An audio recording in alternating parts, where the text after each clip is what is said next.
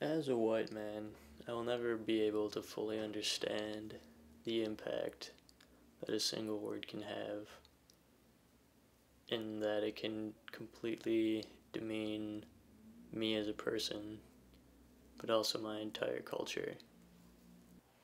I grew up in an almost all-white town, so there was already that physical distance between me and the black community. How could someone in the same position reconcile that distance with the power they can still hold over a group of people he or she has never even encountered? They can't. That's the thing. Like, white people think that the N word is more harmful than it actually is. But truthfully, the N word is a word. It's all about the idea and the context in which it's used. The only way to reconcile that difference is to immerse yourself in the culture.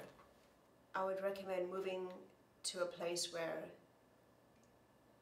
they're the dominant race and you feel the discomfort. And when you get back to your environment, can you feel a little more sensitive to somebody's discomfort, or even sometimes their anger or frustration at not being understood. We've arrived at a period in history where we think the phrase colorblind is meaningful and useful and we should follow that, but we would never use the phrase gender blind, because that would be utterly ridiculous to ignore that we're sexually different. And so the key isn't to ignore it, is to appreciate it, to notice it, and to also understand that sometimes those differences lead to very different experiences. People treat you differently because you're black.